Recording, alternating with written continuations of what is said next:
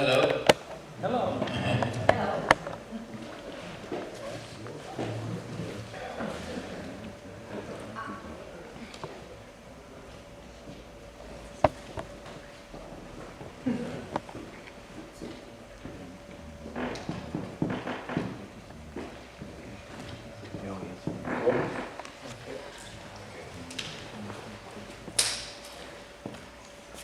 Takže vypadá to, že jsme všichni. Tak ještě jednou vítám vás na dnešní přednášce povídání s velice vzácným člověkem a hostem Waltem Heyerem. Takže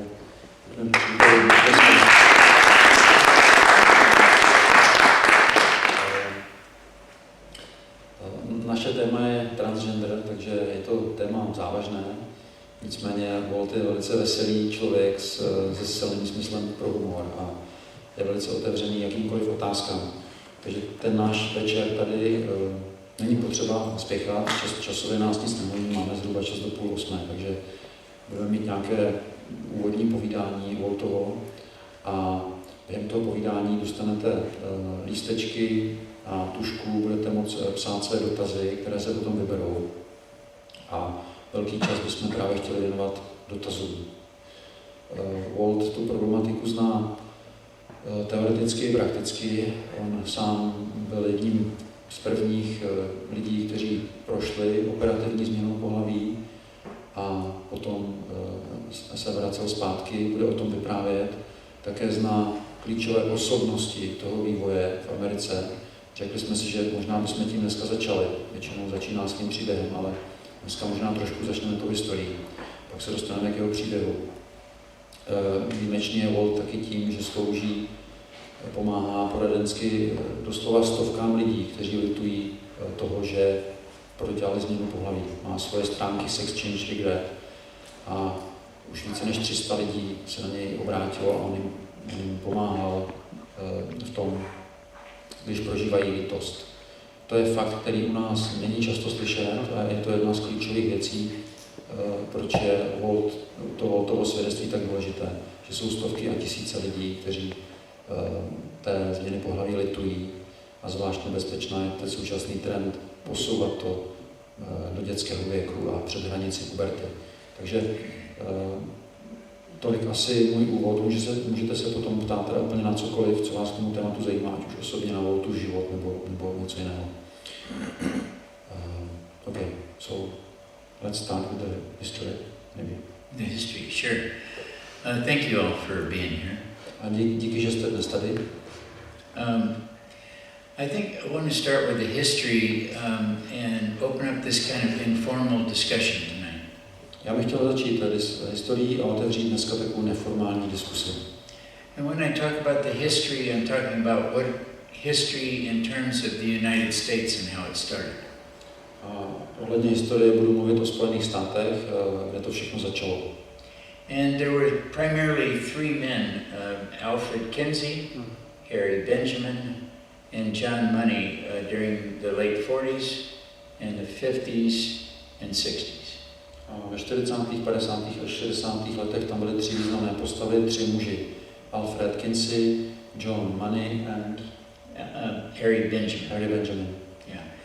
They all shared one common belief or desire. They were all pedophile activists. A všichni tři měli jednu věc společného, byli to pedofilní aktivisté. And so when Alfred Kinsey brought Harry Benjamin, a young boy, a Alfred Kinsey přivedl k Benjaminovi mladého chlapce, who was an effeminate young boy in the early 1950s to Benjamin's clinic. Který byl ženštilý a on ho přivedl na Benjaminovu kliniku, toho chlapce. Harry Benjamin thought it would be a good idea to try to transition, he didn't use the word transition, but try to change the boy into a girl. A Harry Benjamin došel k závěru, že by mohl být dobrý nápad změnit toho chlapce, ještě se nepoužívalo to slovo tranzice, ale udělat z něj dívku. Harry Benjamin was an endocrinologist and thought perhaps giving them hormones and finding someone to perform surgery perhaps in Europe. Benjamin byl endokrinolog a snažil se chtěl podávat hormony a najít někoho, kdo by provedl operaci, třeba z Evropy. As Benjamin studied this in the early 50s about the endocrine system and using hormones, he consulted with psychiatrists and doctors about it. A když to Benjamin zkoumal, tak to konzultoval s psychiatry a lékaři, ty hormonální otázky. And all of the doctors told him, do not do it. This is not a good idea. And none of them would support it. A všichni lékaři byli proti, říkali mu, že to není dobrý nápad, nikdo to nepodporoval. But with John Money and Kinsey, he decided to go forward and give the young man hormone therapy. Ale společně s Moneym a Kenzym se rozhodli pokračovat v tom a dát tomu mladému muži hormonální léčbu. And that was the first attempt to do that, as he gave him hormone therapy for several months and then sent him to Europe for surgery. A to byl vlastně první pokus, tehdy několik měsíců mu podávali hormony a potom ho poslali na operaci do Evropy. The problem with this first case was that the young man who came for surgery to Europe disappeared, and no one had any follow-up studies, so they don't know if they knew he had the surgery, but they don't know the outcome of what happened. Problém byl, že tento mladý muž potom zmizel. After surgery Just disappeared. Po operaci prostě zmizel, takže nikdo neměl zpětnou vazbu a nikdo nevěděl, co se vlastně potom stalo. But Harry Benjamin, even though he didn't have any clinical evidence that it worked, takže Benjamin, i když neměl klinický důkaz, že to fungovalo, he decided to open the Harry Benjamin Gender Clinic in New York. Rozhodl se, že založí svou vlastní genderovou kliniku v New Yorku. As he began, both Kinsey and Money had been finding more and more people who seemed to be interested in perhaps trying this experimental procedure. A Kinsey a Money dali dohromady tým lidí, kteří měli zájem o vlastně tento experimentální postup. And then John Money actually later on in the 1960s, only about 10 years after they began this process, opened up a gender clinic at Johns Hopkins University in the United States. A John Money v 60. letech se otevřel vlastní kliniku v rámci Hopkinsovy univerzity ve Spojených státech. And they began performing the procedures, and after performing the procedures for the first 8 or 10 years, they only had about 50 subjects that they could find out and evaluate them whether it was successful or not. A během prvních 8 nebo 10 let měli pouze 50 případů, které mohli nějakým způsobem zkoumat a hodnotit. So what they found out at the end of the 1979, about 10 years later, they did a study and they discovered John Money and Dr. Paul McHugh came to the conclusion that the procedure was not successful in improving their lives.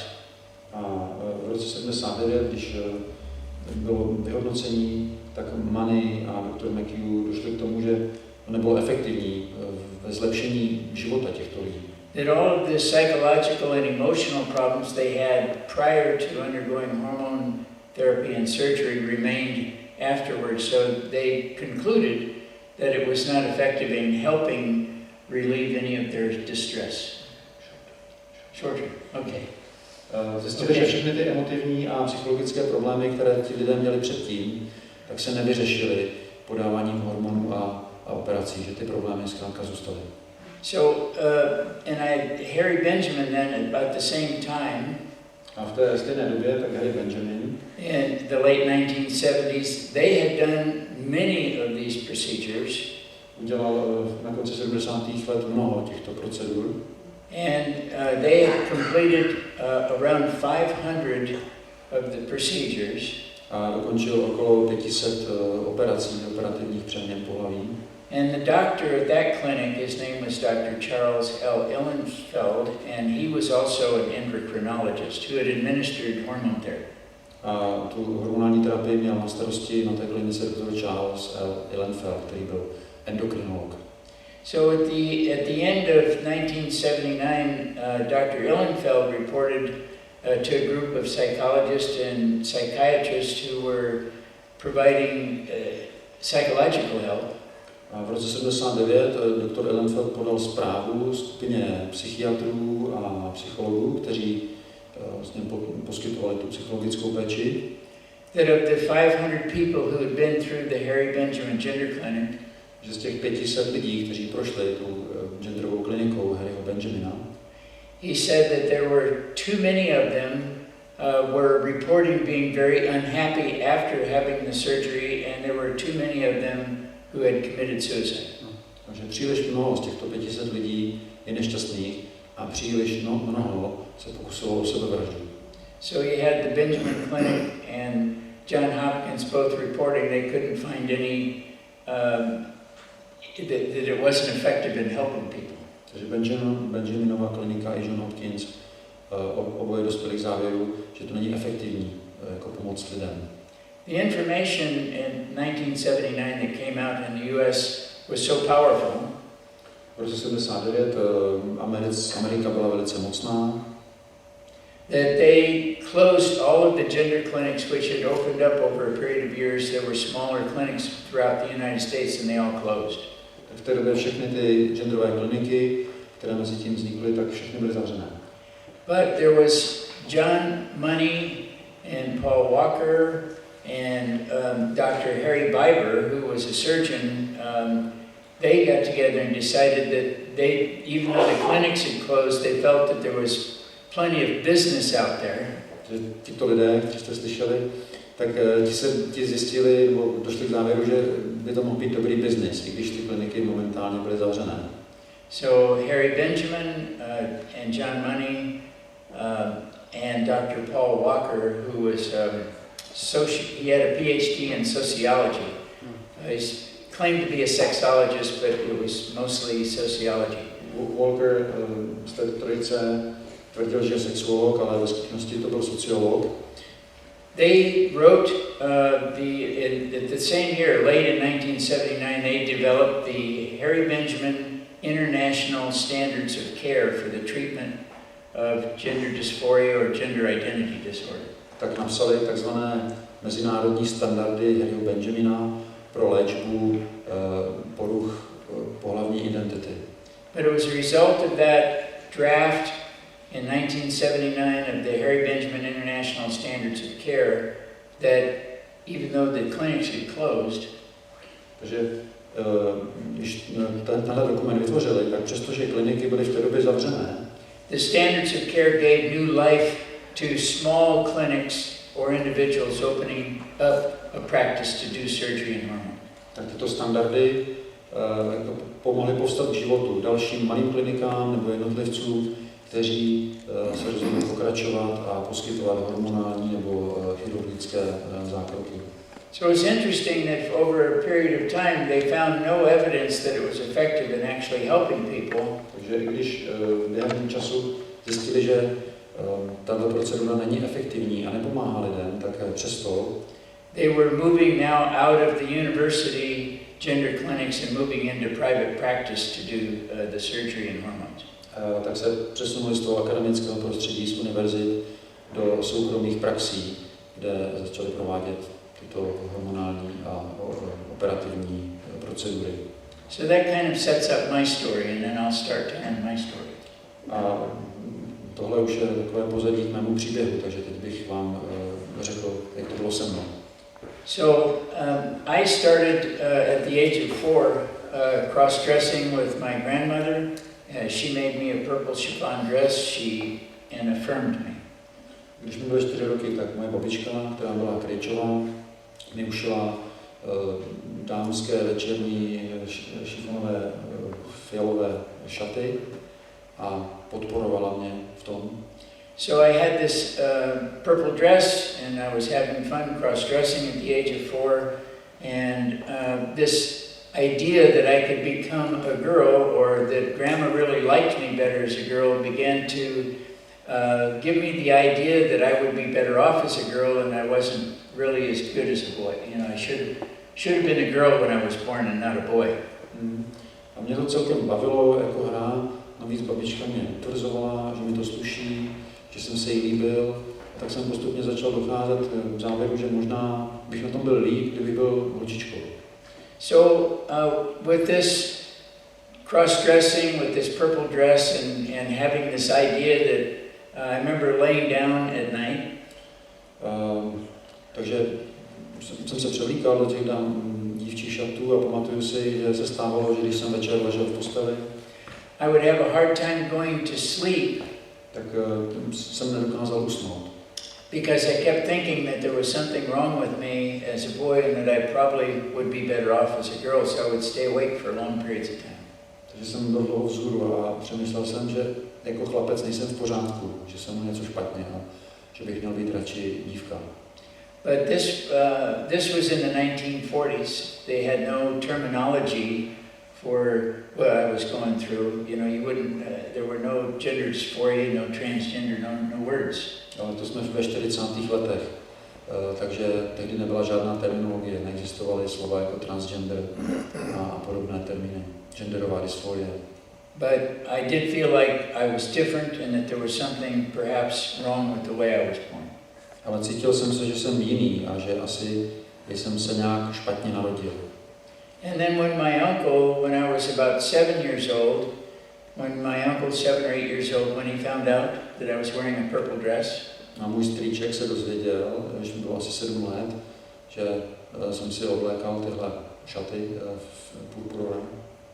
So he felt that I was fair game to be sexually molested. So he began to sexually molest me repeatedly for a couple of years. Takže došel k závěru, že bych byl dobrým objektem na nějaké pohlavní obtěžování. Takže mě pohlavně obtěžoval několik let. So if I hadn't worn the purple dress, Uncle Fred wouldn't have been sexually molesting me. Pokud bych nenosil ty dívčí šaty, tak strejda Fred by mě neobtěžoval. So I was dealing with not only being sexually molested, but dealing with this idea that I was born wrong. And then came in the news in the 1950s of Christine Jorgensen. Takže já jsem se vyrovnával nejenom s tím, že jsem byl obtěžovaný, ale i s tím, že jsem se špatně narodil. A tehdy přišel article? Yeah, that was in the news. Se objevilo ve zprávách Christine Jorgensen. Yeah. Osoba. Was a Marine who came out of the Marines and changed into a woman, became worldwide famous for being the first publicly out transgender. Byl to voják vlastně z námořnictva, který vystoupil z armády a stal se ženou a byl to první veřejně známý transgenderová osoba. So by this time I'm in my teens. Tehdy už jsem byl teenager, dospívající. And saw that and I thought, well, that must be who I am. A říkal jsem si, jo, to musí být to, kdo jsem já. So I had something I could attach my condition to, and that was Christine Jorgensen, transgender. A tahle Christine Jorgensen se stal pro mě někým, k komu já jsem se vztahoval, s kým jsem se srovnával, s kým jsem se stotožnil, že to je taky můj případ. But I was not homosexual. I didn't have homosexual ideology. I just had confusion about my gender. Ale nikdy jsem nebyl homosexuální, neměl jsem ty sklony, pouze jsem měl zmatek ohledně vlastního pohlaví. So I still struggled for the rest of my teen years, but I always had girlfriends. I struggled with the identity, the purple dress, and who was I was very confused. Stále jsem prožíval zmatek, zápasy, i když jsem chodil s holkama, tak stále to bylo ve mně. I eventually got married. Nakonec jsem se oženil. I had 2 children. Měl jsem 2 děti. I was a associate design engineer on the Apollo space missions. Byl jsem jako inženýr designu v programu Apollo pro NASA. And I became later on a top executive for American Honda car company. A pak jsem se stal vrcholným manažerem pro zastoupení Hondy ve Spojených státech. But in spite of a wonderful career and being married and having 2 children, a navzdory tomu, že jsem měl úžasnou kariéru, rodinu a 2 děti, I still struggled with the purple dress that I wore as a youngster, and I struggled with being sexually abused. Stále jsem bojoval s těmi šaty, které jsem nosil jako malý kluk a i se zneužitím, které jsem prožil. And so this is where the intersection of the early story about Dr. Paul Walker comes into play. Dr. Walker, he put a shingle out as a sexologist or an expert in gender dysphoria.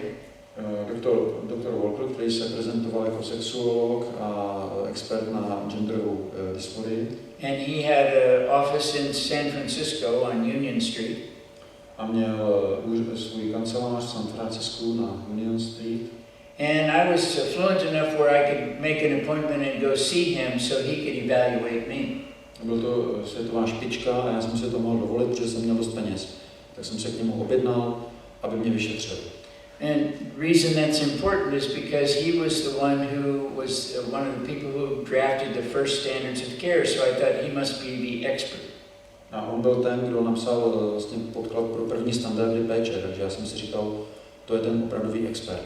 So he applied the standards of care to treating me and said you need 2 years of hormone therapy before you're approved for surgery.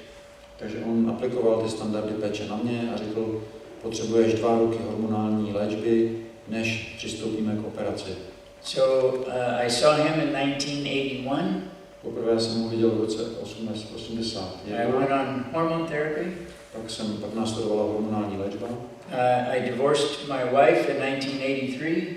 V roce 83 jsem se rozvedl s manželkou. And underwent gender reassignment surgery in April of 1983. A v dubnu 83 jsem postoupil po operativní změnu pohlaví. And lived as Laura Jensen, female. A žil jsem jako Laura Jensen, žena. And worked for the federal government in banking and for the postal service in the U.S. Pracoval jsem pro poštovní službu v Americe a pro federální banku. And if you would have talked to me in the early journey of transgenderism, a kdybyste se mě zeptali v počátku té mé transgenderové cesty, I would have reported to you that it was very successful, that I was happy, I was employed, and things were good. Tak bych vám řekl, že to bylo velice úspěšné, mám práci a že všechno jde fajn. But I had a thirst to study psychology myself, so I started studying psychology at university. Měl jsem touhu studovat psychologii, tak jsem začal studovat psychologii na univerzitě. And I began to look into, during my class studies, I took up studying the transgender ideology. A během z toho studia jsem se seznámil s transgenderovou ideologií a začal jsem to studovat. And the first case that I came across was a case of separation anxiety where a young boy, mother passed away. A první případ byl případ separační úzkosti, kdy jednomu chlapci zemřela maminka. To byl první případ, se kterým jsem se seznámil v literatuře. And this was a study done at Cornell University where they followed the subject and realized that he took on his mother's identity because his mother had passed away. Tento chlapec, byl to na Cornellově univerzitě a jeho maminka zemřela a on na sebe vzal její identitu. And as a way to keep his mother alive or keep connected to his mother, he took on her identity and lived as a female. Aby udržel kontakt s tou maminkou, aby ji udržel při životě a proto se sám s ním začal žít jako žena. So I began to realize that there's some kind of underlying conditions that are causing people to act out this behavior. Takže jsem si začínal být vědom toho, že jsou tady nějaké hlubší příčiny, které vedou lidi k tomuto chování. And the more studies that I did and the more stories that I read, that you could see there were things they call comorbid disorders, there were underlying disorders, schizophrenia, dissociative disorders. Čím víc jsem četl a dozvídal se, tak jsem zjistil, že se tady vyskytuje něco, čemu se říká komorbidity, znamená přidružené poruchy, disociativní poruchy, body dysmorphia, tělesná dysmorfie, anorexia, all kinds of anorexie a další many disorders. Řada poruch. So as I began to study that and then go back and start looking at Kinsey, Benjamin and money. A když jsem začal studovat a zpátky hodnotit to, co dělali Kinsey, Benjamin a Money, I realized that they're doing procedures, giving hormones and doing surgical procedures on people who have underlying, oftentimes deep psychiatric or psychological issues that are not being addressed properly. Takže zjistil jsem, že to, co oni dělají, tím, že podávají lidem hormony a provádí operací, že neřeší jejich psychické, hluboké psychické problémy, které jsou záležitostí spíše pro psychiatra nebo psychologa. So I put myself in that position and realized that the sexual abuse that I suffered needed to be addressed, and so I began seeing a psychologist myself. Takže sám jsem si uvědomil, že je potřeba pracovat s tím, co já jsem prožil, s tím zneužitím, a začal jsem sám chodit k psychologovi. And so during the studies of psychology with my psychologist and studying psychology at the same time, takže když jsem procházel terapii s psychologem a zároveň jsem sám studoval, I began to see that just putting a young boy in a purple dress once or twice is probably not all that harmful. Tak jsem si uvědomil, že pokud se chlapeček jednou nebo dvakrát obleče do dámských šatů, že to není žádný velký problém. But to do it repeatedly over a period of years creates some deep psychological and emotional distress and anxiety about who they are, which is a problem. Ale I lit it up, huh? Did it blow out? Oh no, we're good. All right, well that's a problem too, huh? Dobře, můžeme. Takže pokud se chlapec jednou nebo dvakrát převleče do ženských šatů, není to problém, ale pokud se to bude dít opakovaně po dobu několika let, tak se z toho můžou vyvinout závažné problémy jeho sebepojetí. So as I began to work with the psychologist and do my studies, I realized that this whole thing about cutting body parts off and filling yourself with hormones and taking on a new identity probably is not the best way to live out your life psychologically and emotionally. Takže během svého seznamování s psychologií jsem zjistil, že to vypadá tak, že asi braní hormonů a odřezávání částí vašeho těla není ten nejlepší způsob, jak řešit psychické problémy. So I decided to challenge the surgeon, Dr. Weber. A tak jsem se rozhodl konfrontovat chirurga, doktora Weber, who had performed 4,500 of these surgeries. Který provedl 4,5 tisíce operativních změn pohlaví. And Dr. Walker, who had approved people for the surgery an untold number of times, hundreds and hundreds and hundreds of thousands. Not hundreds of thousands, but up to thousands of them. A ten Weber to byl operatér a taky toho Walkera, který jako poradce doporučil tisíce lidí pro tu změnu pohlaví. Takže rozhodl jsem se nějakým způsobem konfrontovat. So not only in my desire to find truth around this idea about doing hormones and surgery, I wanted to find truth about myself and challenge the doctors. Takže chtěl jsem zjistit, jaká je ta obecná pravda, ale taky jsem chtěl porozumět sám sobě. Tak jsem se obrátil na tyto lékaře. So I challenged them in court, California Superior Court. A vlastně vyzval jsem je u soudu, u vrchního kalifornského soudu proběhlo nějaké jednání. To provide medical evidence that you can actually change someone like myself who is a male to a female and for him to prove it in court.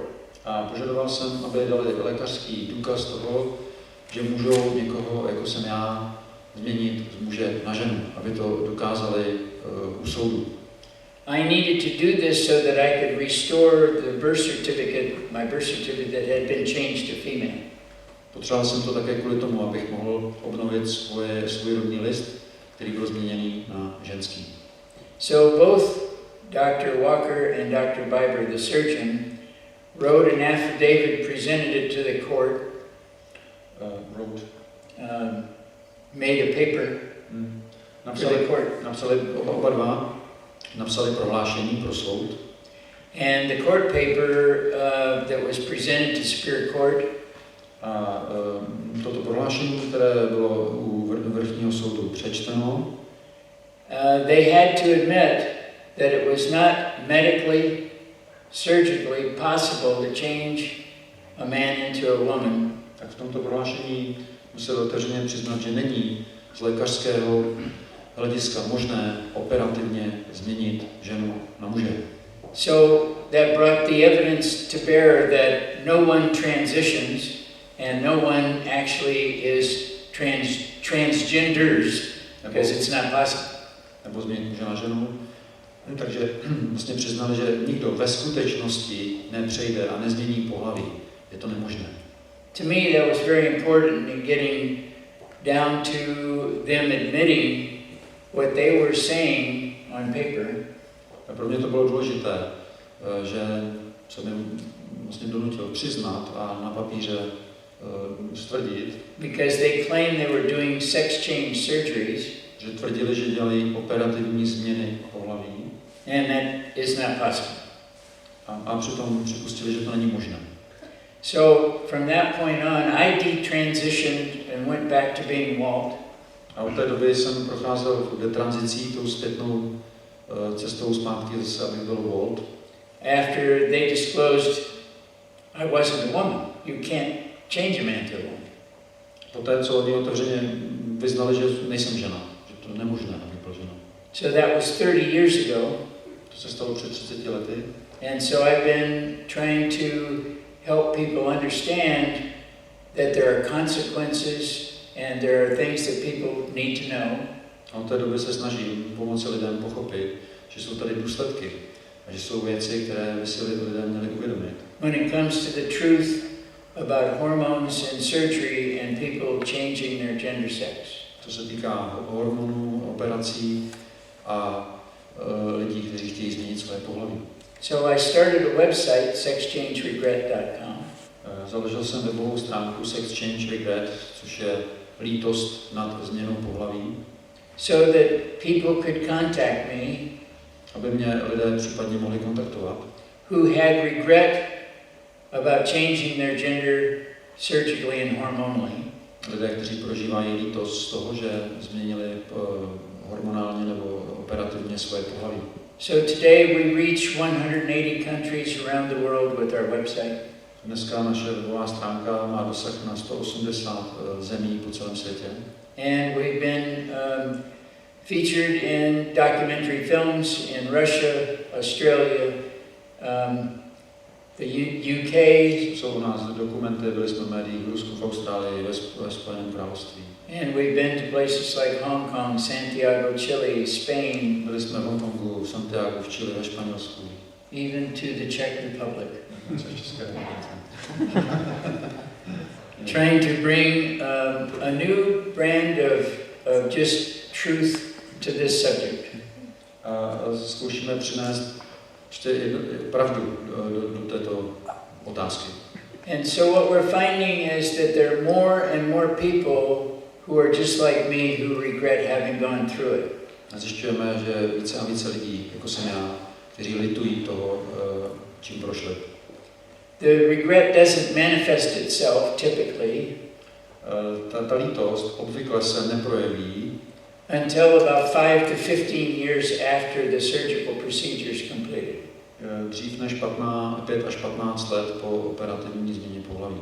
But I've had people report regret to me as early as 3 weeks after surgery and as long as 30 years after surgery.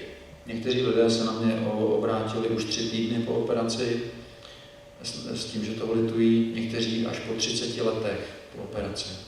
So I think we're going to see more legal cases taken in countries about this issue. Takže myslím, že v budoucnu uvidíme řadu soudních procesů v mnoha zemích, které se budou týkat této otázky. There's someone who regretted having surgery in the UK and they are now challenging in court and they've accepted this case in court. This could be a big change. It's happening right now. Právě teď probíhá v Anglii nějaký soudní případ, kdy někdo se soudí, že mu byla provedena změna pohlaví. Mohlo by to znamenat velkou změnu. Many of the people have been unable in the U.S. who have regret to bring cases to court.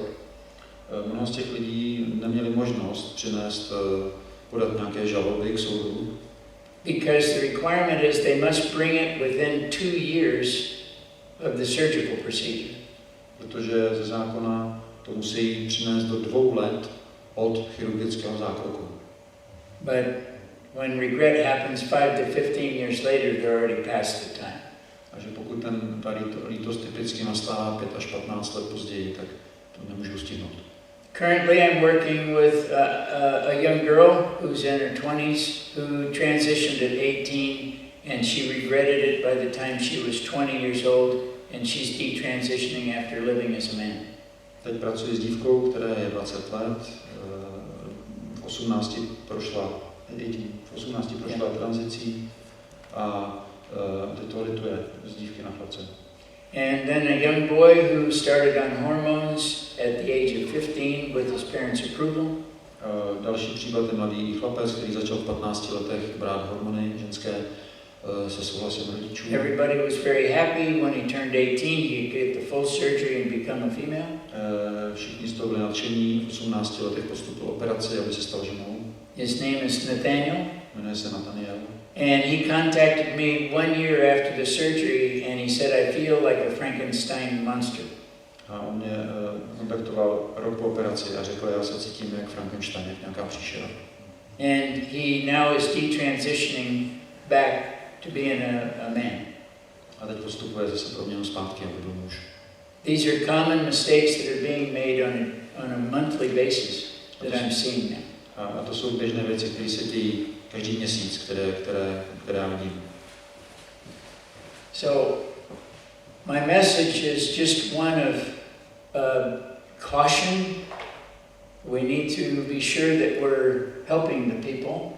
Takže to, co chci zdůraznit, je, abychom byli opatrní. Musíme si být jistí, že těm lidem opravdu pomáháme. Because the people report to me that I'm working with that they know what caused them to want to change genders. They can tell me what caused them to do it. Protože lidé, s kterými já pracuji, tak všichni z nich mi dokázali v určitém čase říct, co způsobilo, že chtějí změnu pohlaví. So for some young people today, it's more of a social contagion ideology. Pro mladé lidi dneska je to určitá sociální nákaza, určitá ideologie, která se šíří. For some older adults in the males, they have sexual fetish disorders that aren't being addressed. Někdy starší generace muži mohli mít nějaké fetišistické poruchy, které nebyly řešené. Some people are suffering from body dysmorphia and other disorders that are not being addressed. Mohla to být tělesná dysmorfie nebo jiné poruchy, které nebyly řešené. So my detransition 30 years ago is I'm now married to this beautiful lady here in the front row for 22 years. Teď jsem 22 let ženatý s touto krásnou dámou tady v první řadě. So I was one of the lucky ones who got my life back, and I'm able to do that and speak to you tonight. Thank you. Takže já jsem jeden z těch, co měli štěstí, získal jsem zpátky svůj život a můžu teď tady sedět s vámi a mluvit. Takže děkuji. Thank you. We can take questions.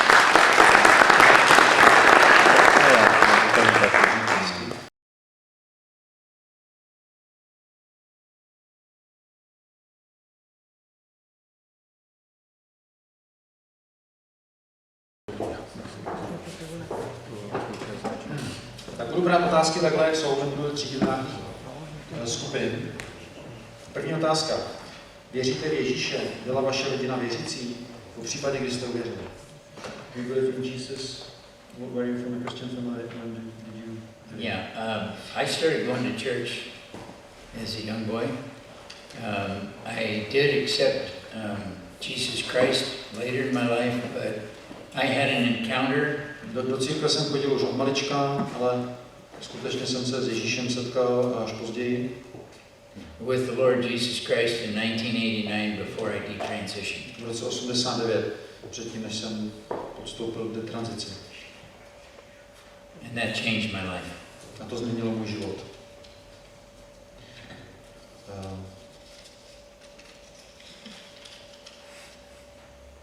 Syn se cítí jako třetí pohlaví. Co to znamená? My son feels that he is third gender. What does that mean? Well, a son that feels a different gender or a third gender, a feeling is not a gender. Pocit není pohlaví.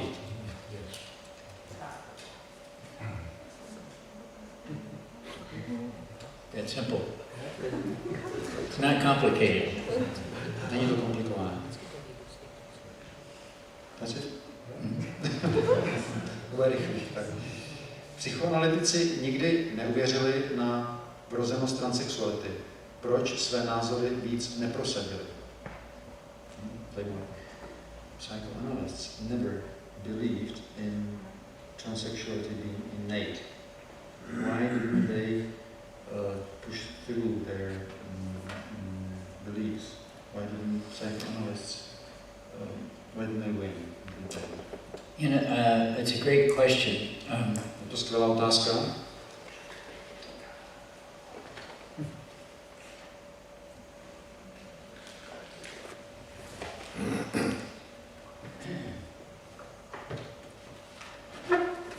I wrote about that in this book because I couldn't understand why there was this big battle between the psychologists and the surgeons. Já jsem o tomhle psal ve své knize Paper Genders, papírové pohlaví, protože sám jsem nerozuměl tomu, proč je taková válka mezi surgeons and psychologists. Yes, Mezi chirurgy a psychologi. Surgeons started in the early 1900s trying to play psychologist with surgery. 1900s. Early 1900s, over 100 years ago. Takže chirurgové začali před 100 lety, Around 1910. V roce 1910. And Dr. Cotton started doing surgical procedures on people to try to cure their psychological illness. Začal dělat nějaké operativní zákroky u lidí, aby vyřešili jejich psychickou nemoc. So I wrote about that story and how the insanity. Takže psal jsem o tom příběhu a považuji to za šílenost. Doctors trying to cure psychological ills with surgery. Že lékaři se snaží vylečit psychické nemoci operativně. So Dr. Cotton was the first one. Dr. Cotton byl první. And Dr. Walter Freeman with the lobotomy was the second one. A Dr. Freeman s lobotomí byl druhý. And the third one was Dr. Biber performing gender's change operations. A třetí byl Dr. Biber, který začal provádět operativní změny pohlaví. And what's interesting about all three of these individuals, a zajímavý fakt ohledně všech tří těchto lidí, all of the work they did were always failures. Všechno, co udělali, byl vždycky průšvih. But we seem to celebrate people who fail a lot. A zdá se, že my obdivujeme lidi, kteří selhávají. So you can read the history. That's why I wrote the book, because of that question. Takže pokud vás ta historie zajímá, tak přesně proto jsem napsal tuhle knihu. Kdyby někdo chtěl přeložit. Co vedlo babičku k tomu, že vás převlékala do ženských šatů? So, why did the grandma put you in the purple dress? I probably encouraged her. Možná jsem sám měl o to zájem. And she probably didn't want to disappoint me. Možná mě nechtěla zklamat. As many parents don't have the ability to say no. Protože mnoho rodičů nemá schopnost říct ne. That it's not a good idea. A to není dobrý nápad. And that it can cause harm. Může to způsobit škodu. Yeah. But we're learning that it is causing harm, and we should be doing a better job as adults. Ale zjišťujeme, že to způsobuje škodu a jako dospělí bychom měli odvádět lepší práci. It's okay for a young boy or girl to hear no, that's not a good idea. Je v pořádku, když dítě, chlapec nebo děvče uslyší ne, to není dobrý nápad. To převlékání bylo důvodem, že jste se chtěl stát ženou. So the cross-dressing was the reason that you wanted to become a woman. I think there was multiple factors. That was one of them. Being sexually abused was probably another one. Myslím, že tam bylo více faktorů, toto byl jeden z nich, potom to zneužití byl druhý. I have run into cases that I've worked with in the last few years. V poslední době jsem narazil na případy, s kterými jsem pracoval. Where a boy who is sexually abused by an adult male, když je chlapec, který je sexuálně zneužitý dospělým mužem, will report that he doesn't like his genitalia. Vypráví o tom, že nemá rád svoje genitálie. And wants his genitals removed. A chce, aby jeho genitálie byly odstraněné. As a way to defend himself against being sexually abused again. Jako by se chtěl ochránit před tím, že bude znova sexuálně zneužitý. So if you can follow that thinking, is that if I don't have genitalia, then that person who's been sexually abusing me won't do it anymore. Takže vlastně pokud nebudu mít ty genitálie, tak osoba, která mě zneužila, už to nemůže udělat. And the same thing is true for a young girl. To samé platí u dívek, who is sexually abused, která je sexuálně zneužitá, or abused in any way, will oftentimes take on identity of a man. Tak často vezmou na sebe identitu muže. Feeling that identity would repel somebody from abusing them sexually again, that they won't be attracted to be abused. Že cítí, že to, když budou mužem, tak odstraní toho potenciálního pachatele a ochrání je to před zneužitím. So that could have been part of my pathology too, I don't know. Takže možná to bylo součást té mojí patologie, nevím přesně. Jak je to s pohlavím například u sportovců, když například žena má moc mužských hormonů? What about the case when a woman has too much male hormones, like sports persons? No. What gender are they? You know, there are medical conditions. There's many different medical. You can treat a medical condition. Je spoustu jako lékařských nějakých situací nebo stavů, které dají se léčit medicínsky. So when you have a verifiable medical condition, you can treat it medically. Takže pokud máme nějaký medicínský problém, který lze identifikovat, pak ho můžeme medicínsky řešit. That's actually fairly easy and it's relatively successful to do. A to je relativně jednoduché a úspěšné. So you just work with the client for the best outcome. If somebody has too little testosterone or too much, that's what an endocrinologist does. Takže pokud má někdo příliš moc nebo málo testosteronu nebo estrogenu, to se všechno dá řešit endokrinologicky. Okay. So the question was about sports person. Yeah, well, they may be talking about the fact that there's guys who identify as females going into girls' sports. V současné době dochází k tomu, že jsou chlapy, kteří se označí za ženu a pustí se do ženských sportů. They're men and they shouldn't be in girls' sports. Jsou to muži, neměli by závodit s holkama.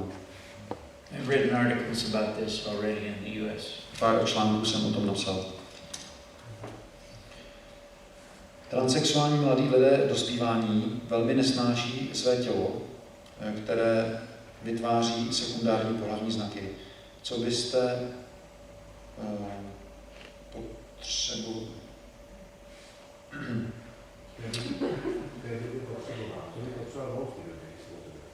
Okay.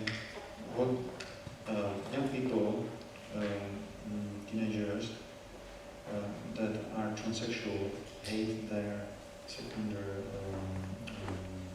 like breast. Yeah. So what would you need in that time of trouble as a teenager? What would help you? Well, the teenagers that I've worked with recently have, in one case, the teenager reported being sexually abused and didn't like the body. Jeden teenager nedávno, s kterým jsem pracoval, říkal, že byl pohlavně zneužitý a nesnáší svoje tělo. And other reports of this what I call a social contagion disorders. They're learning from the internet in groups on the internet. They join little clubs in the internet. A ostatní mluví o tom, čemu naříkám nějaká sociální nákaza, kdy se stanou součástí skupin na internetu. And they actually tell their parents, they actually join together and say, well, I'm going to tell my mom I don't like my breast, or I don't like my body, or whatever. So this becomes almost a club-like thing today. A stane se to něco jako klubová nějaká kultura, že oni řeknou, já půjdu a řeknu mamce, že nemám rád svoje prsa nebo svoje tělo. So, is there anything that you think, if a therapist came to you in the time of trouble as a teenager, could he do anything? What should he have done? Well, if a therapist would have come to me and I could have disclosed being sexually abused, I think that would have been a big clue. Myslím, že kdybych mohl tomu terapeutovi říct, že jsem byl zneužitý, tak to by mohlo být klíčem. I think when we, in the cases that I work with, v těch případech, s kterými pracuju, when the people can identify what happened to them, to me, they can tell me what happened. Když ti lidé mi můžou říct, a Walt, I will tell you 100% of them. Yes. Takže Walt vlastně říká, že 100% lidí, s kterými pracuje, jsou po určitém čase schopní mu identifikovat příčinu. Then they begin to desist and they will start their own detransition. A v té chvíli vlastně se začnou uzdravovat a začnou tu zpětnou cestu. So you told your therapist about that? Yeah, I told my therapist about it, but he said it didn't matter. Walt tomu svému terapeutovi, Walker, on mu o tom řekl v dospělosti, čím prošel, ale on to nepovažoval za relevantní. And we've had many cases where the parents have told the therapist that the child's been sexually abused by someone or has a mental disorder. V mnoha případech vím o tom, že rodiče třeba řeknou, že to dítě bylo zneužité nebo má mentální poruchu. One even had a traumatic brain injury. Jeden měl i traumatické zranění mozku. And they still gave him hormones and transitioned him. A přesto jim dají hormony a provedou je tranzicí. Tragic. Tragické.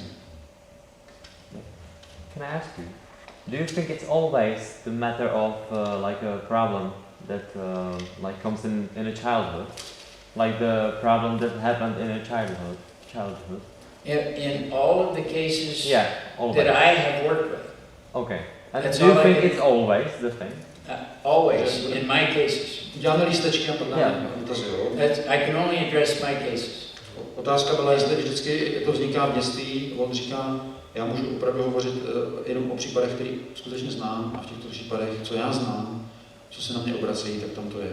And the other people that I confer with who do the same work that I do. A ostatní lidé, kteří dělají podobné věci, s kterými se radím, all report the same thing that I report.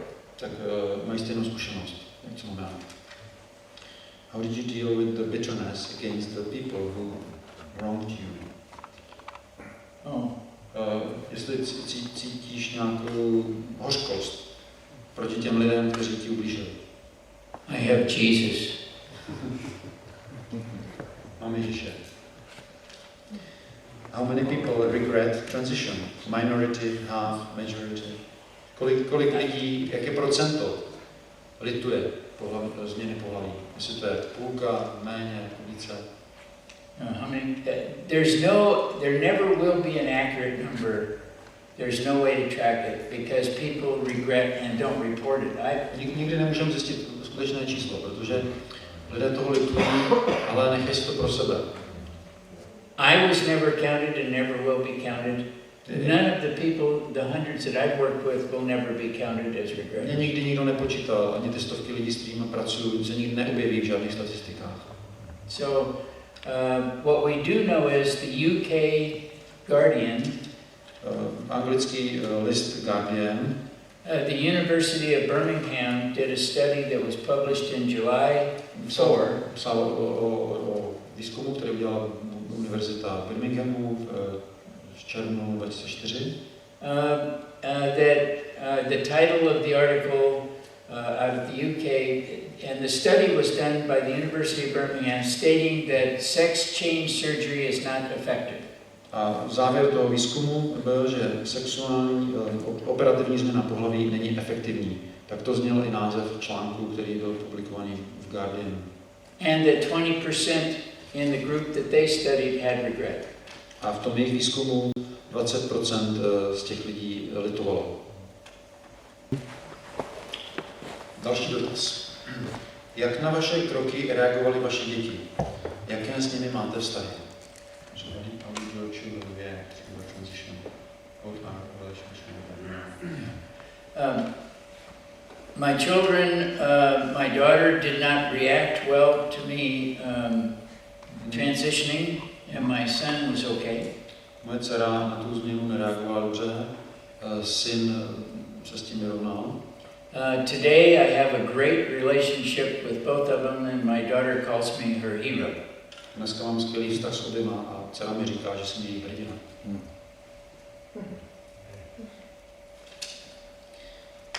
Jak moc to jde vrátit zpátky po proměně? How much can you change back? You want to know about body parts? Chcete vědět o těch částech těla? Yeah. You can have all the parts put back on. There's a guy in Serbia that does it. You can have a phalloplasty, the same thing as women get put on when they transition from female to male. Můžete plasticky zase ty orgány jakoby vytvořit nebo nahradit. V Srbsku to dělá jeden člověk, takže můžete to mít. If you have the money. Když máte peníze, but it's not the function. It doesn't function like God made. Yeah. Není to tak, jak to bylo stvořeno.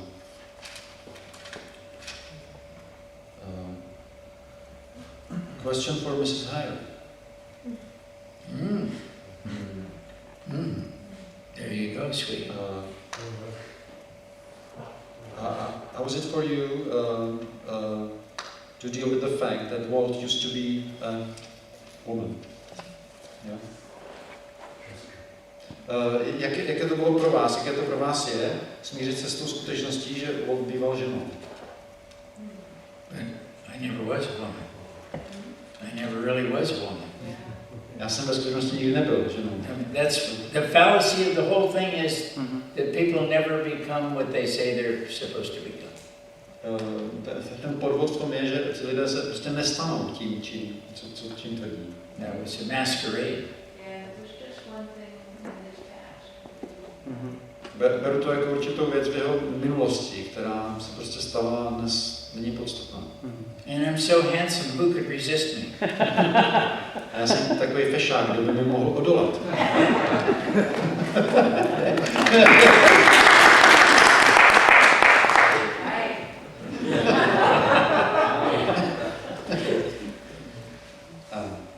Do you think transgenders have the right to sue their surgeons for having changed their gender, even though those transgenders asked them for it?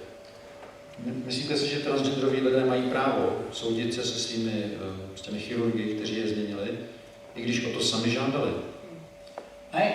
I think if the surgeon didn't do an adequate job of explaining the consequences and explaining the number of regretters and those things, then I think absolutely they should have the right to sue them.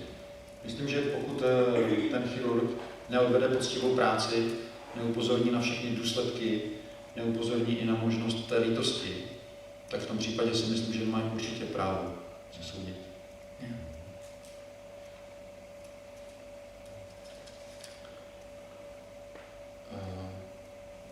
Excuse me, but what kind of abuse was the one done by your uncle? Were you raped? What kind of abuse was it by your uncle? Were you raped?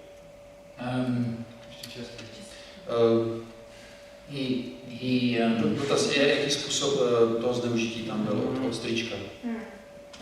We'll just call it sexual abuse. It's really not necessary to detail. Budeme říkat pohlavní zneužití, není důležité zabíhat do detailů. How did you overcome the abuse carried out by adults?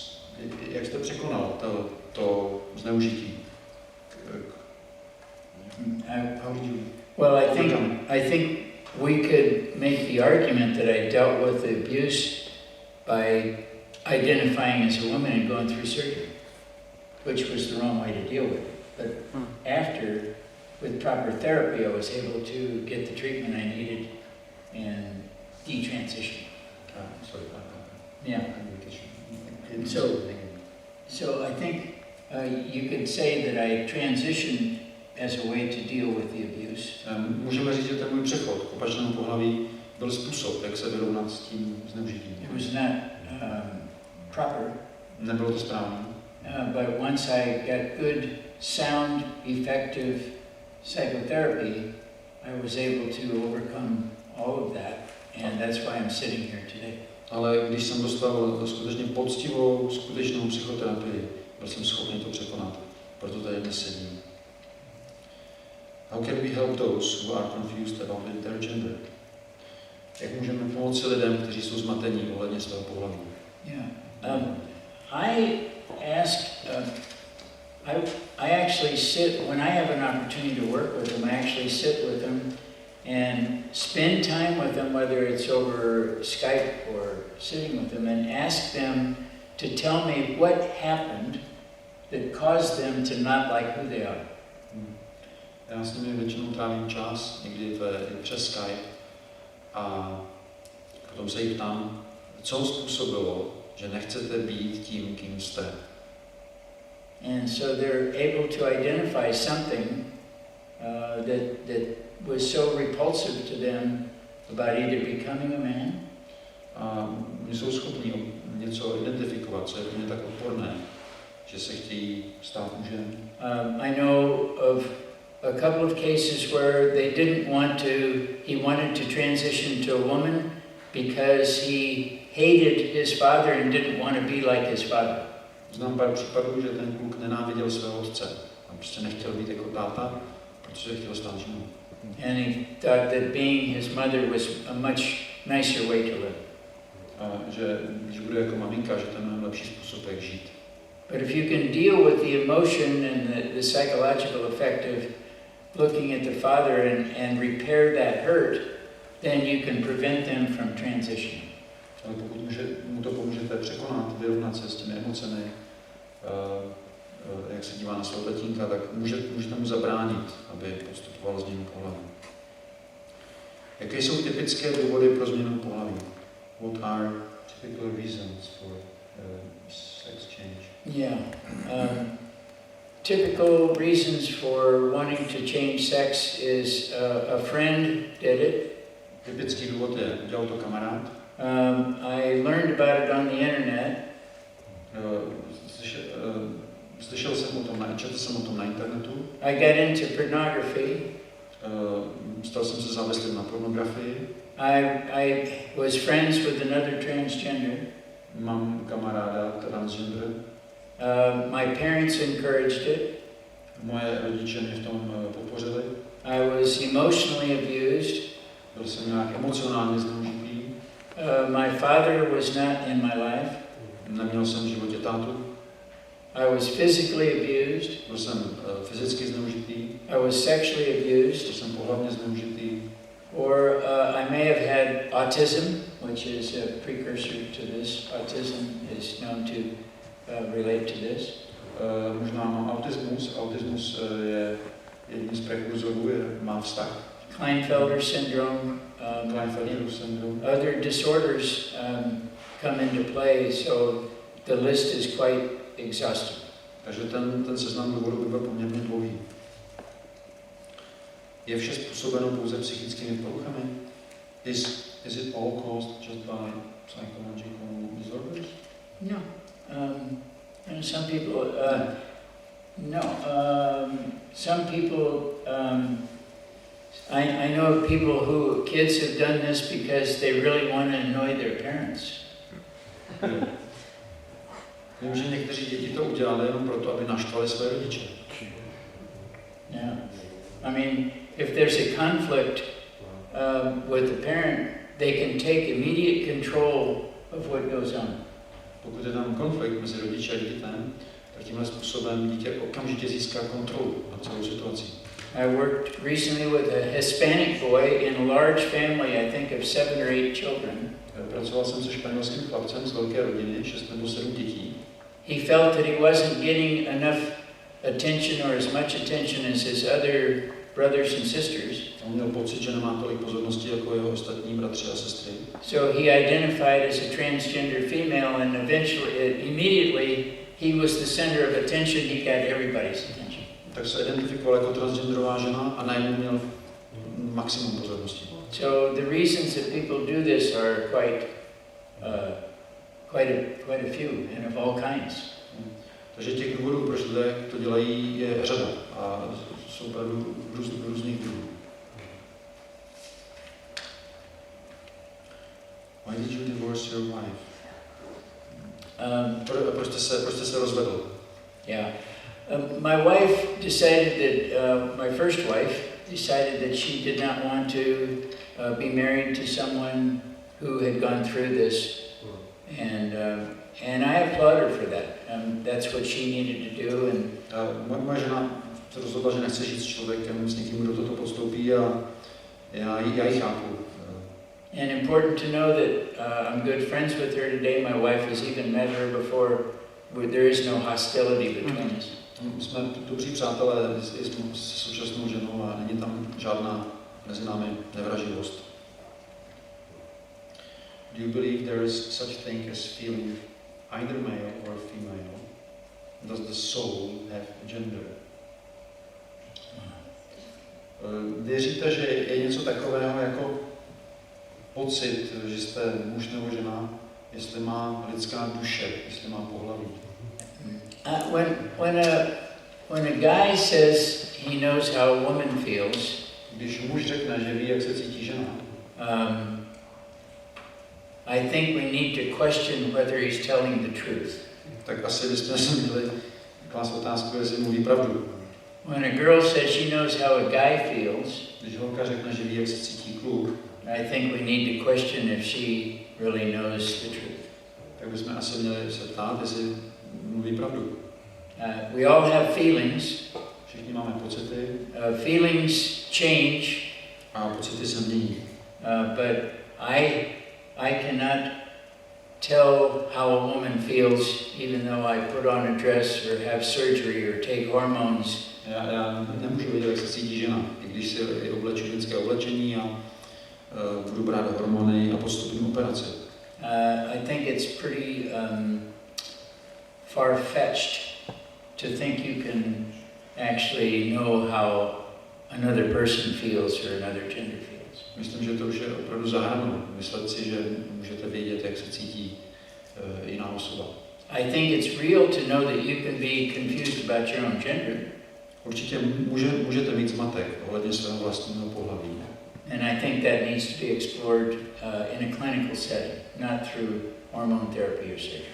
Ale myslím, že to je potřeba řešit z pohledu psychického, psychoterapie, ne hormonů a operace. So I think the confusion is the real, is accurate. When people are confused, I think that's an accurate feeling that needs to be addressed. Takže myslím, že zmatek je ten nejlepší, jako, že to nejpřesnější pojmenování, že lidé jsou zmatení a s tím je potřeba pracovat. What do you think is the most important truth in the world? Jaká je nejdůležitější pravda na světě? Jesus. Ježíš.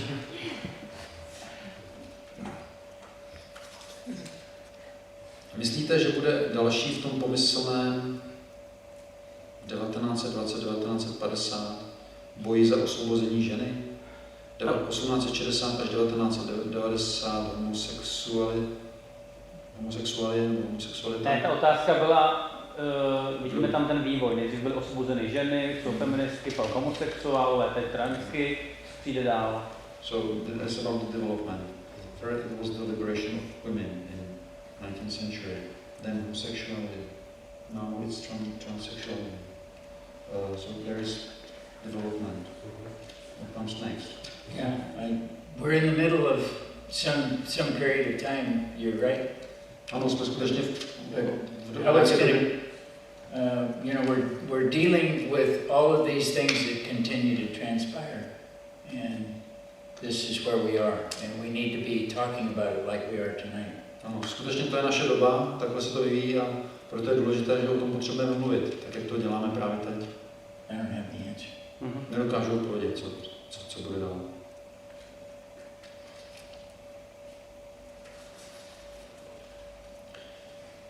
Vidíte spojení LGBTQ, transgenderů s oslabováním náboženské svobody v západním světě?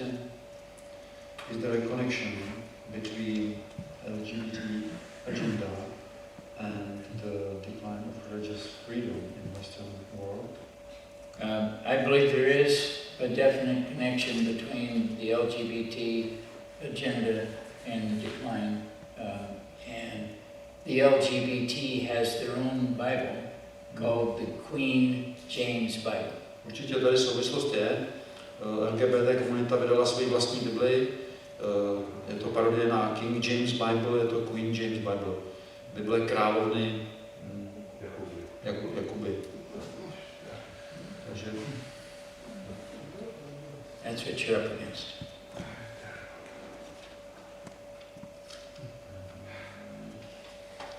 Did you speak about your safety situation? No, finish. Okay. Lze mít s přeoperovanými pohlavními orgány plnohodnotný pohlavní styk. Can you, if you undergo sex change surgery, can you have like full sexual experience, sexual intercourse? Yes. Ano.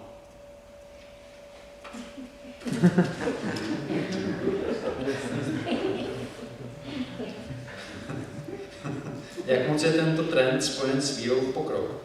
V to, že to nové je vždy lepší než to staré. How much this trend is connected with the belief in progress, that the new is always better than the old.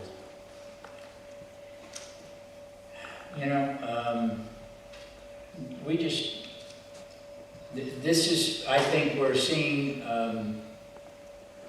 this is a much more of a political movement today, and it's being fueled by businesses, large businesses, big banks. Dneska je to velice spojeno s politikou a je to hnáno biznisem, bankovnictvím. In the U.S., unions and all these odbory v Americe a who want to be politically correct. Kteří chtějí být politicky korektní. And being politically correct in the U.S. means you will get lots of campaign money, or you will get the approval of people. So to znamená, když jste politicky korektní, dostanete peníze, dostanete podporu od lidí. So being politically correct is sort of the new thing. I'm not politically correct, however. Politická korektnost je taková novinka, ale já v tom nejedu. So I'm very poor as a result. Takže v důsledku toho jsem chudej. Jak moc je to spojené s pedofilií? Kinsey zneužíval chlapce i dívky. Potažmo s levicovou ideologií. How much is this transgender issue connected with pedophilia? Kinsey molested girls and boys. Dr. Judith Reisman has written a lot of books on the connection between pedophilia, and I think Dr. Reisman, if you look her up and get one of her books, she goes into the exhaustive connections to this, and she makes a great point of it. And Dr. Reisman? Dr. Reisman. Doktorka Reismanová píše knihy o tom a studuje tyto věci. Dr. Judith Reisman. Judith Reisman. She has that, and she can make the connection if you want. So there is a connection. Takže pokud vás to zajímá, je tady spojení, tak bych vás odkázal na tuto autorku. Can you spell that, Reisman?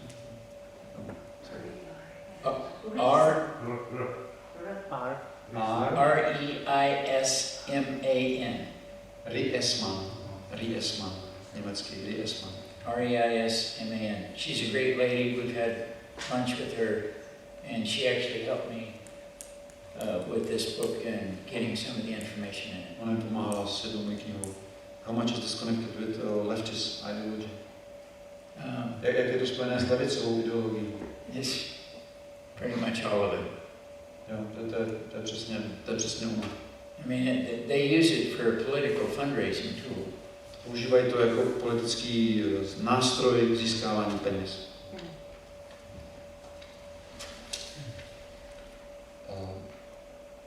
Nezmínil jste své rodiče. Jaký vztah byl v rodině? Děkuji. You didn't speak about your parents. What was your relationship with your parents? My father passed away when I was 20 years old. Můj otec zemřel, když mi bylo 20 let. And my mother and I did not ever really have a very good relationship. A nikdy jsme neměli s tátou velmi dobrý vztah. One thing I didn't talk about and don't typically talk about is she admitted in front of my wife just before she passed away. A jedna věc, o které někdy mluvím, že your mother? Maminka přiznala krátce před smrtí, that she admitted having physically shook me so hard she thought she had killed me. Že your mother, že mě fyzicky tak jako tvrdě se mnou třepala, že si myslela, že mě až zabila. She was a very hard woman. Byla to tvrdá žena.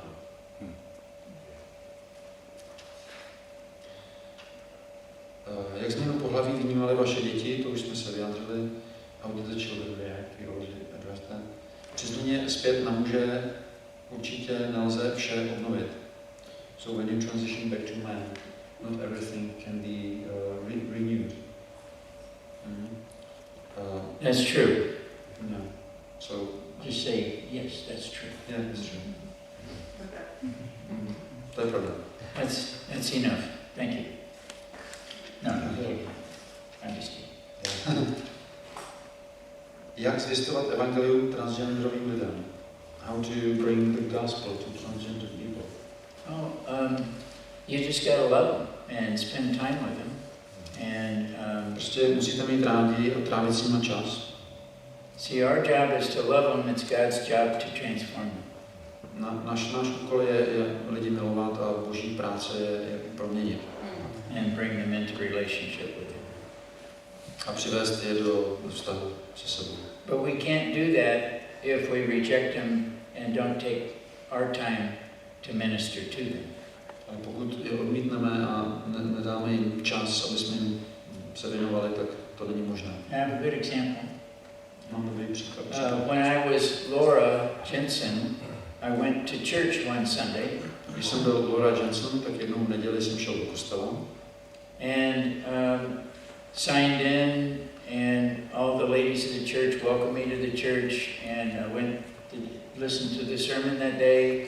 We had donuts and coffee afterward. I went home, and that... Přišel jsem tam, ženy mě vítali, měli jsme tam nějaké kobly a kafe, a pak jsem šel domů. Because I gave my address in the sign-in book, the pastor decided to come to the house in the afternoon. Já jsem tam byl jako na návštěvě, napsal jsem tam svou adresu do knihy hostů a kazatel ke mně přišel odpoledne na návštěvu. I saw him walking down the walkway toward the front door. A viděl jsem, jak přichází k mým dveřím. And I was convinced that he was really excited about having me in his church and he wanted to welcome me. A říkal jsem si, že je rád, že jsem v jeho sboru a že mě jako chce přivítat. So I opened the door when he knocked and he stepped inside my little apartment at the place I was at and he said, "We don't want your kind in our church." A takže jsem mu otevřel a on ukázal dovnitř a řekl, my nechceme lidi, jako seš ty v našem sboru. So I got a big smile on my face and looked at him and I said, "Oh, what kind do you want in your church?" A já jsem se usmál a řekl jsem, jaký druh lidí chceš ve svém sboru? He didn't answer me and left. A že on mi neodpověděl a odešel. So that's a missed opportunity for a church to minister to somebody. Takže to je ztracená příležitost pro církev, aby mohla někomu pomoct. So I went to another church before Sunday service and met with the pastor. Tak jsem šel do jiného sboru a před nedělním shromážděním jsem si povídal s pastorem. And I asked him, the pastor, are you going to try to change me? A zeptal jsem se, budeš se snažit mě změnit? Meaning, are you going to try to change me back to a man? Budeš se mě snažit změnit zpátky na muže? And he said, no, my job as a pastor is to love you. God's job is to change you. A on řekne, moje práce jako kazatele je tě milovat a boží práce je tě změnit. And it's because of that church and that pastor that I'm here today.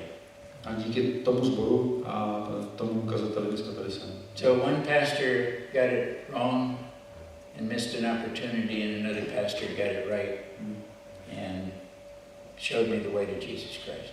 Jeden to nezvládl a ztratil tu příležitost a druhý mi pomohl. So we have to decide what kind of Christians do we want to be. Takže musíme se rozhodnout, jaký druh křesťanů chceme být. Jsou transgender operace veřejně inzerované, nabídka, nebo je inzerce spíš na kriminální bázi?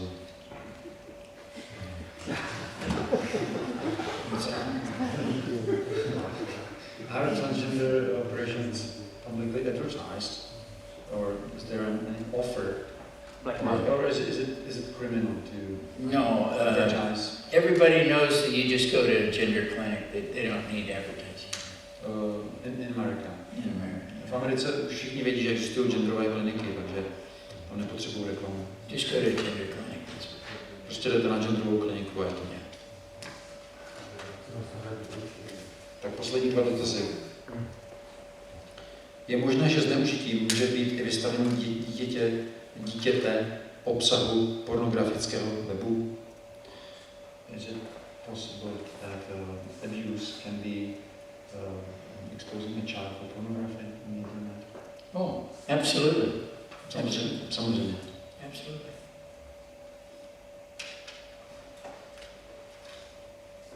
A poslední otázka na závěr.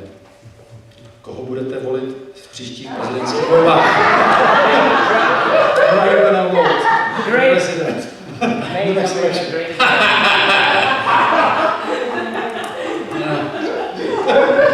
Oh, yes, of course. Right now, if you look at the candidates in the U.S., I'm about the same age as all of them, so why not? Když se podíváte na kandidáty, tak jsou stejně starý jako já, takže... But I don't stumble with my words as much as one of them does, however. Ale I don't trip over my word. Biden. Biden misspeaks all the time. Já se tak nepřeříkávám jako Biden. Who are you going to vote for? Oh, who am I going to vote for? Oh, my goodness. No. I'll tell you the truth. Because of the work that I do, I have to hide where we live. Musím vám říct, že kvůli práci, které dělám, tak musím skrývat své bydliště. So I have to have my home and my cars in a revocable trust account put up by attorneys so that no one has my address or knows where I live. Takže mám nějakou, co mi říká, prostě skrytou adresu, nějakou tu schovu notářskou, či co.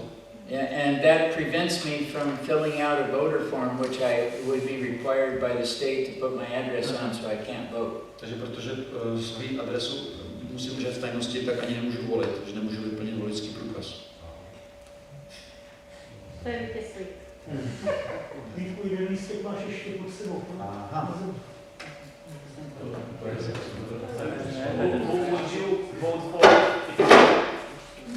Who would you vote for if you could? This is not a political discussion.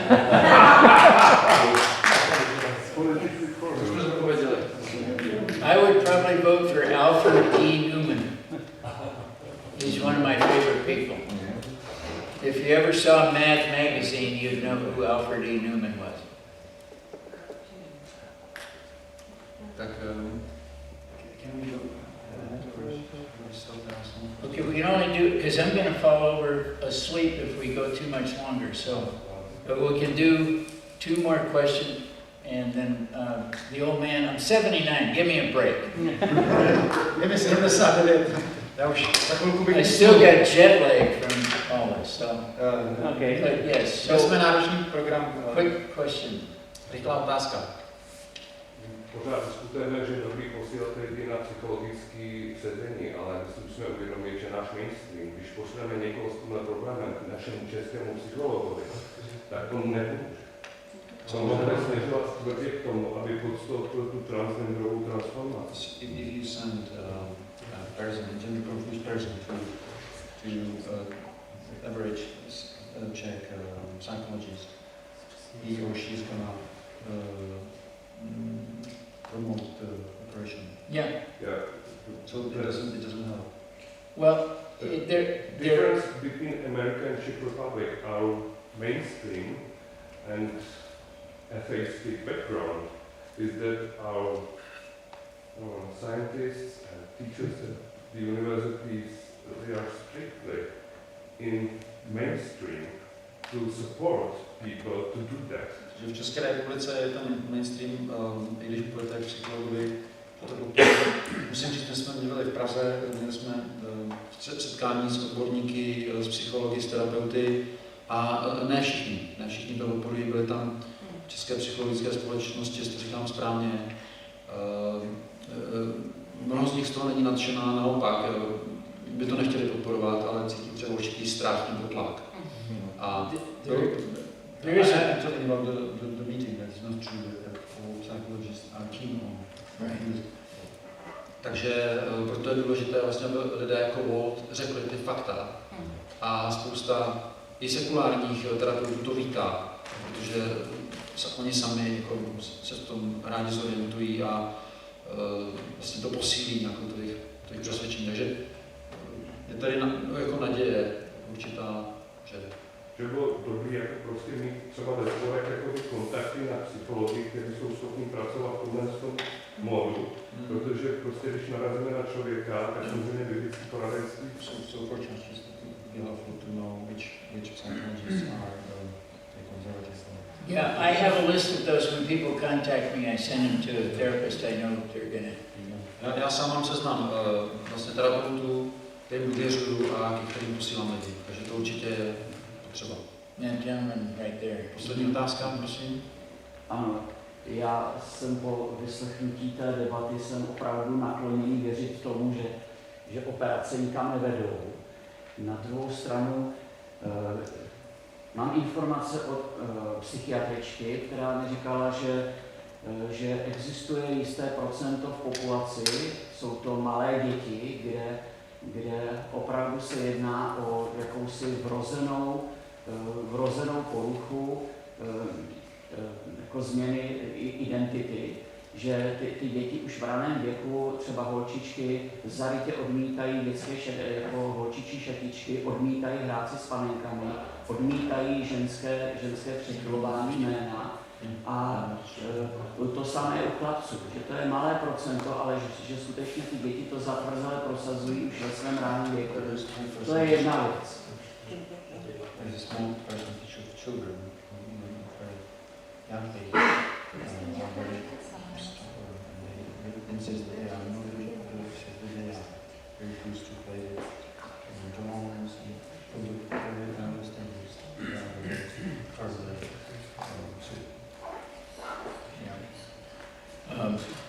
That's where an effective child psychologist, we find that these are typically home environment issues, and they're still, if you can't just answer that question because there's environmental issues and there's social issues around that. Vždycky tam jsou nějaké otázky i toho prostředí, to sociální prostředí té rodiny. Nedá se to úplně takhle ta otázka odpovědět. Take each individual case, because each one of them does have a solution that you can answer if you can meet with the parent or both parents and the child and evaluate what's going on in that home. You can figure out where this stubbornness and this ideology and this persistence is coming from. But it takes time for a therapist to sit with the family. Ale ideální je v takových případech dostat tu celou rodinu pohromadě a věnovat čas se všemi těmi rodinami a pak můžete přijít na to. Kde ten problém je. A young child oftentimes can't tell whether he wants to eat bananas or carrots, let alone decide what gender he is.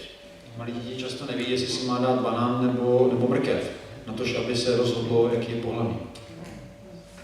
Thank you. Děkuji vám.